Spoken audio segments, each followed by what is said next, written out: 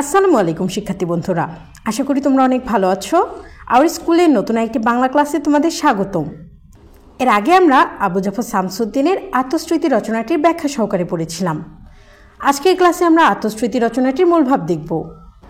আত্মস্মৃতি এটি লেখক আবু জাফর শামসুদ্দিনের লেখা একটি অভিজ্ঞতাভিত্তিক তথ্যমূলক রচনা।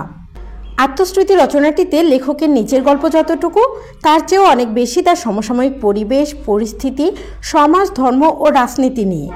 লেখক একজন সাধারণ ঘরের সন্তান ছিলেন, তবে তার পরিবার ছিল এলাকায় বনেদি ও রক্ষণশীল। লেখক এই রচনায় তার বাল্যকালের অনেক স্মৃতি উপস্থাপন করেছেন। তিনি তার বর্ষাকালে শৈশবের স্মৃতিচারণ করেছেন রচনাটিতে। আমরা যখন গল্পটি পড়ি তখন আমরা দেখেছিলাম তিনি বর্ষাকালে কি কি করেছিলেন এবং বর্ষাকালে তার গ্রামে কি কি হতো তা তিনি এই রচনায় বর্ণনা করেছেন।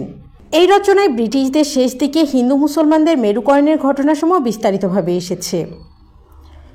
ওই সময় হিন্দু মুসলিম সংখ্যাগরিষ্ঠতার ভিত্তিতে ভারত বিভক্তিকে লেখক কখনোই সমর্থন করেননি। তিনি ব্রিটিশদের শেষ সময় ও গোটা পাকিস্তানি আমলের একটি নির্মোহ বর্ণনা দিয়েছেন তার নিজের অভিজ্ঞতায়। 1919 সালে 12 ঘণ্টাব্যাপী ভয়াবহ ঝড়ে লেখকের দাদার কিতাবগুলো নষ্ট হয়ে যাওয়ার বিবরণও রয়েছে এখানে।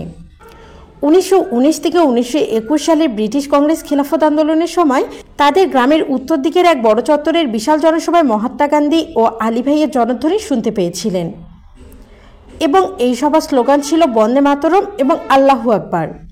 এই রচনাটিতে হিন্দু মুসলিমদের নিত্যকার পোশাক পরিচ্ছদ, পড়াশোনা, খাবার দাবার, সংস্কৃতির তথ্য নিপুণভাবে রয়েছে। তো শিক্ষার্থীরা, এই ছিল তোমাদের আত্মস্মৃতি রচনার মূলভাব।